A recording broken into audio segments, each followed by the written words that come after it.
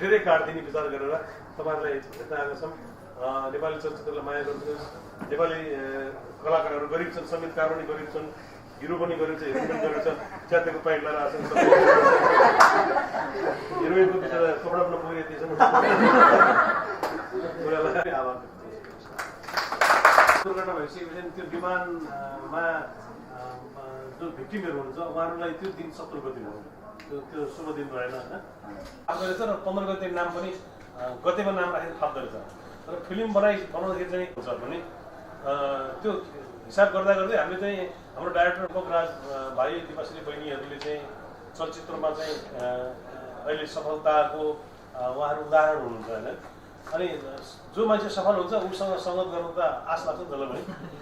अनि जसले पनि बलेका ताप्दो हुनुहुन्छ नि। अनि त्यस्तै अब शिवरी भाइहरूको चाहिँ अब उहाँ शिवरी भाइ चाहिँ शिवरी भाइ आउनुभएको थियो कुनै पनि समारोह शून्य हुँदै हुँदैन। चलचित्रमा जति उहाँले टेलिभिजनमा जति रङ्गमञ्च जति हँसाउनुहुन्छ दैनिक जीवनमा पनि उहाँसँग सबैजना मान्छे नजिक बस्नु खोज्छन्। म पनि उहाँसँग नजिक बस्न लोभी चाहिँ होइन। अनि किरण केसी त अब उहाँ चाहिँ अब सबैले भर्सटाइल भन्छ, म भर्सटाइल उहाँ इन्टरटाइलै भन्छु कि जे पनि गर्नु तयार ग्रोजर जस्तो रस मान्छे। ढुण्डकारी पनि मिसिने पर्छ, भरिपूर्ण भएको मान्छेहरू छ। त्यस कारणले चलचित्र बनाउनलाई त्यो टिम भयो भने एकदम राम्रो हुन्छ। अनि हामीले उहाँहरूले निमन्त्रणा गऱ्यौँ, दिपाले चाहिँ स्वीकार दिनुभयो हामीले गरेको अनुरोधलाई। हाम्रो एउटै टिम छ, हामी छुट्टा छुट्टै टिम भन्दैन। हामी दिपकराज गिरी भाइको दिपा बहिनीहरूको चलचित्र छक्का पञ्चा सुपर हिट हुँदाखेरि हामीलाई असाध्यै खुसी लाग्यो, एकदमै हामी खुसी हुने मान्छे हो। अनि त्यसरी जोडियो भयो। अरू सिनेमा किन हेर्ने र त्यो पनि एउटा सामान्य चलचित्र हो होइन। अनि चलचित्र तुलनात्मक रूपमा बोर नहोला, अनि टिकट तिरेर गएको चिजमा चाहिँ छ्या कस्तो भन्ने नहोला। अनि सबै यति राम्रो इमेज भएका टिमका छौँ हामीहरू होइन।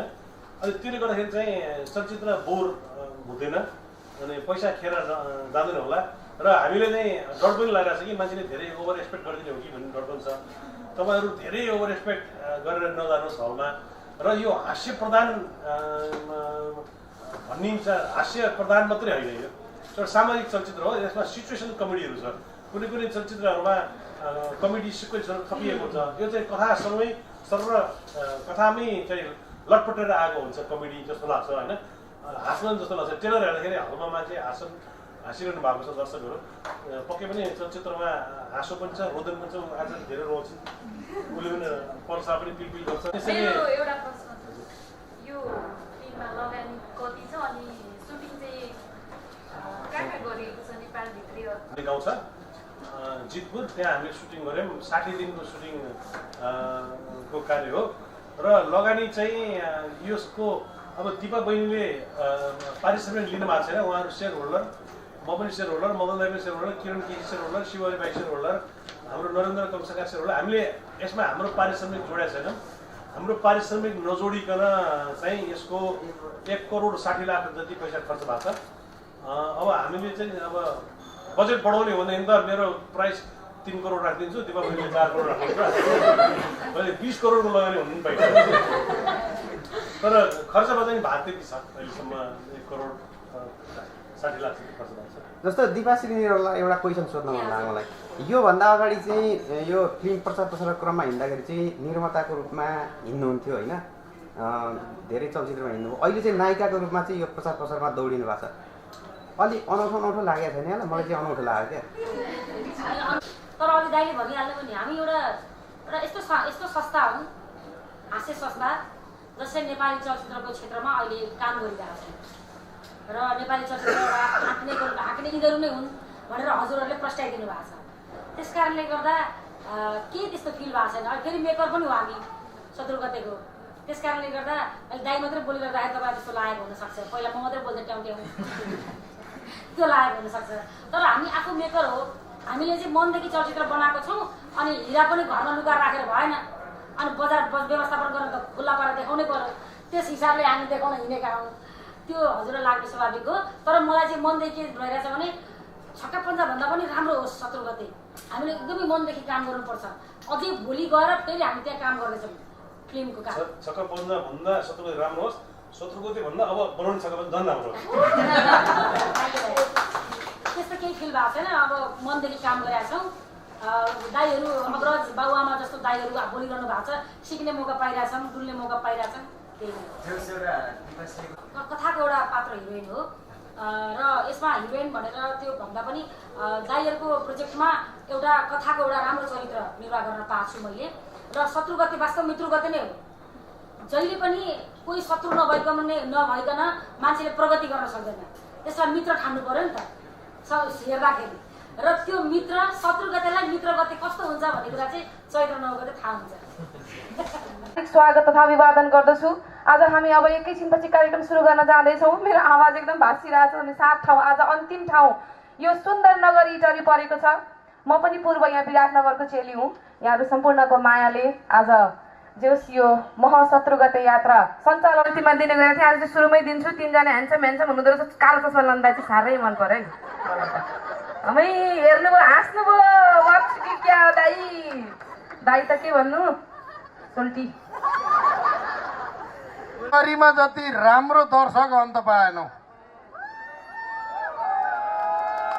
हामीले अन्त ठाउँमा पनि यही कुरा गर्दा यसै गरेर मान्छे हाँसेका थिए।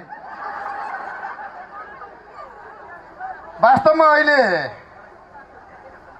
संसारभरि नै हाम्रो नेपालमा मात्रै होइन, हुन त बाहिर विदेशी छाप नै हाम्रो नेपालमा पर्दै आएको छ।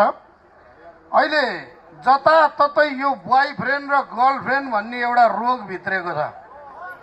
अहिले त बिहा गरेको र नगरेको केटाकेटी मात्रै होइन, बिहा गरेकाहरू पनि बोयफ्रेन्ड र गर्लफ्रेन्ड बनाउँदै हिँडेका छन्। सतर्क हुनु होला है। श्रीमानसँग यस्तो श्रीमानको ख्याल गर्दै गर्नु होला, कतै गर्लफ्रेन्ड राखेको हुनसक्छ। श्रीमतीको नि ख्याल राख्दै गर्नु होला, बोयफ्रेन्ड राखेको हुनसक्छ। किनकि अहिले धेरैको त्यस्तो देखिरहेको छु मैले। यही बोयफ्रेन्ड र गर्लफ्रेन्डकै कुरा गरौँ। हिजो हामी बिर्ता मोडबाट यहाँ दमक आएका थियौँ, के इटरी आएका थियौँ। दमकबाट इटरी आउँदाखेरि एउटा घटना त्यस्तै घट्यो। बाटोमा हाम्रो माइक्रोमा 2टा सिट खाली थियो। एकजना केटा र केटी पनि हामी पनि इटरी जान पर्यो, हामीलाई लिफ्ट दिनुहुन्छ भनेर भने। ल हुन्छ नि त भन्यौँ हामीले। अनि उनीहरू चढे बसे, झगडा गर्दै चढेर छन्। भर्खर भर्खर इलु सुरु भएर छ।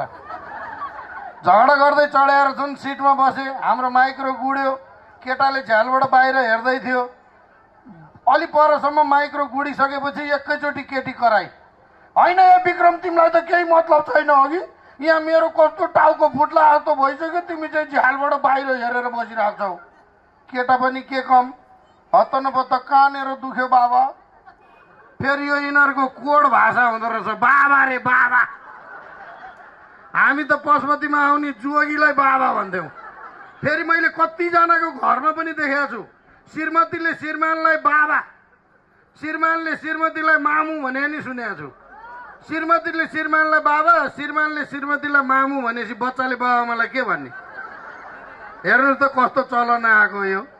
अनि त्यो माइक्रो गुड्दै थियो। अनि कानेर दुख्यो बाबा। फेरि केटाले